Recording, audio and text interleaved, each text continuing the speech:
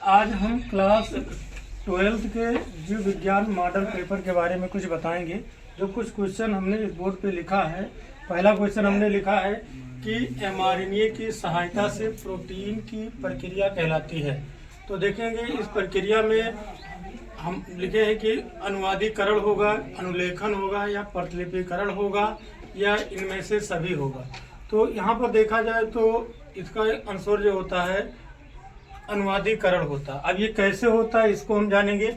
यहाँ पर देखेंगे कि आप देखेंगे डीएनए है, डीएनए से डीएनए का फॉर्मेशन होना रेप्लिकेशन कहलाता है, रेप्लिकेशन कहलाता है, रेप्लिकेशन कहलाता है। और डीएनए से एमआरएनए का फॉर्मेशन होना, एमआरएनए का फॉर्मेशन होना ट्रांसक्रिप्शन कहलाता है, ट्रांसक्रिप्शन, ट्रांसक्रिप्शन कहलाता है। और एमआरएनए से प्रोटीन्स का निर्माण होना, एमआरएनए से प्रोटीन्स का निर्माण होना ट्रांसलेशन कहलाता है, ट्रांसलेशन कहलाता है। तो इस आधार पर अगर देखा जाए तो ये जो विकल्प में देखते हैं हमारा विकल्प ये सही होता है, अनुवादीकरण यानी ट्रांसलेशन सही होता है। दूसरा मैंने क्वेश्चन लिखा है, लिखे यहाँ पर कि आधुनिक मानव का निकट संबंधी कौन होता है। तो देखेंगे यहाँ पर देखा जाता है कि मानव के जैसा कौन हो सकता है। तो पहला मैंने लिखा है गोरिल्ला लिखा है, गिबन लिखा है, औरंगुटान लिखा है, चिंपैंजी लिखा है। इनमें से अगर देखा जाए जो क्वेश्चन सही होगा वो चिंपैंजी होता है। फिर एक क्वेश्चन है कि टाइफाइड के रोग जनक का नाम क्या है। तो टाइफाइड एक ऐसा बीमारी है जो बैक्टीरिया के द्वारा रोग उत्पन्न होता है और उस बैक्टीरिया के नाम है साल्मोनेला टाइफी। इस आधार पर हमारा दूसरा विकल्प सही होता है। विकल्प में दिया है एस्केरिस प्लाज्मोडियम अमीबा। अब देखेंगे एस्केरिस से एक बीमारी भी होती है और प्लाज्मोडियम से मलेरिया रोग होती है, अमीबा एक होता है। तो इसमें जो हमारा उत्तर सही है साल्मोनेला टाइफी है। दूसरी बात देखें, एक कवक है जिसको कहते हैं पेनिसिलिन की खोज किस वैज्ञानिक ने की थी। तो बीजमान ने, स्मिथ ने, फ्लेमिंग ने और आर्बन ने।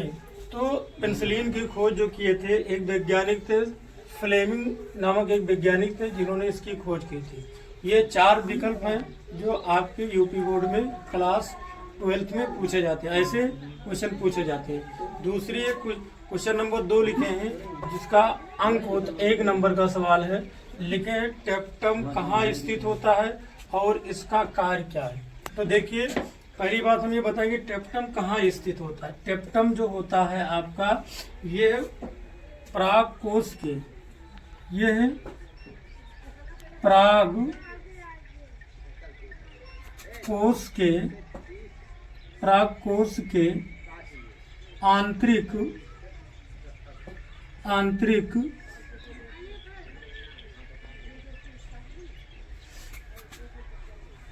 परागकोश के आंतरिक परत में स्थित होता है। एक बात यह हुई। दूसरी जो बात है कि टेप्टम का कार्य क्या होता है। तो इसका कार्य ये होता है कि यह लघु बीजाणु को पोषण प्रदान करता है, पोषण प्रदान करता है। ये बात थी। देखिए दूसरा क्वेश्चन है कि मेंडल ने मटर के पौधे में कितने जोड़ी विपरीत लक्षणों का अध्ययन किया था। तो उत्तर देख लीजिए, हमने बनाया है कि 7 जोड़ी विपर्यासी लक्षण। तो पहला में दिखाया गया कि लक्षण, दूसरा बताया है प्रभावी, तीसरा बताया गया अप्रभावी। ये चीज है। तो देखिए लक्षण में पौधों की लंबाई, पुष्प की स्थिति, पुष्प का रंग, फलों का आकार, फली का रंग, बीज का आकार, बीज का रंग। तो देखेंगे पौधे की लंबाई जो होती है, जो लंबापन होता है वो प्रभावी होता है और जो बौनापन होता है वो अप्रभावी होता है। दूसरी बात देखिए, पुष्प की स्थिति की बात करते हैं। तो जो प्रभावी होगा वो कक्षीय होगा, जो अप्रभावी होगा वो अंतस्थ होगा। तीसरी बात यहाँ पर लिखे, पुष्प का रंग बैगनी और सफ़ेद। जो बैगनी है वो प्रभावी है, जो सफ़ेद है वो अप्रभावी है। फलों का आकार जो मटर होता है उसकी बात कर रहे हैं। फलों का आकार फूली हुई और संकीर्ण में से होता है चपटा, पतला होना। फली का रंग देख लीजिए, हरा। फली का रंग हरा होता है, जो हरा होता है वो प्रभावी होता है, अर्थात जो पीला है वो अप्रभावी होता है। बीज का आकार, बीज देखो दो तरह होते हैं, एक गोल होता है, एक झुर्री होता है। झुर्री उसे कहते हैं जो छावड़ों पर दबा होता है, एकदम उसी को झुर्री कहते हैं। गोल जो होता है वो प्रभावी होता है, जो झुर्रीदार होता है वो अप्रभावी होता है। दूसरी 7वां पॉइंट हमने लिखा है, बीज का रंग जो है पीला होता है और हरा होता है।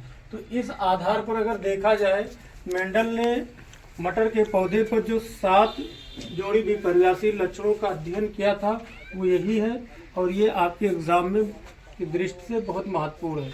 एक क्वेश्चन और आता है आपके एग्जाम में, जो है IBF और GIFT, जिसको कहते हैं गिफ्ट का पूरा नाम लिखिए। एक क्वेश्चन फुल फॉर्म से आपके एग्जाम में बोर्ड में आना अनिवार्य रहता है। तो देखिए इसका फुल फॉर्म होता है, जो पहला हमने यहाँ लिखा है IBF। आई से होता है इंट्रा, आई से होता है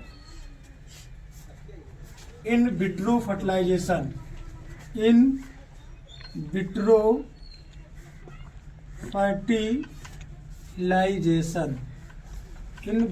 फर्टिलाइजेशन।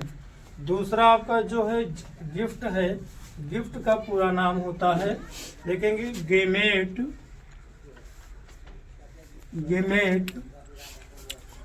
Intra fallopian transfer. ये 1 नंबर का क्वेश्चन है। आधा नंबर आपको इस पे मिल जाएगा और आधा नंबर इस पे मिल जाएगा। दूसरे का घा आता है, क्वेश्चन आता है असंजनन पर टिप्पणी लिखिए। तो असंजनन उसको कहते हैं, असंजनन उससे कहा जाता है जो बिना निषेचन के बीज का फॉर्मेशन करने की प्रक्रिया को ही असंजनन कहते हैं। और ये जो देखेंगे यह लैंगिक जनन है, लेकिन ये अलैंगिक जनन है,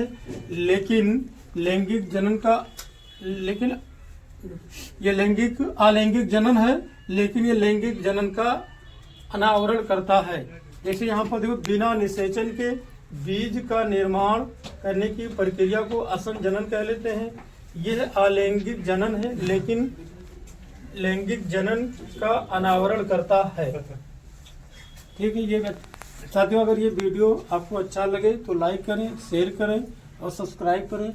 ये बोर्ड की दृष्टि से बहुत महत्वपूर्ण क्वेश्चन है, आप सब इसको सॉल्व करिए।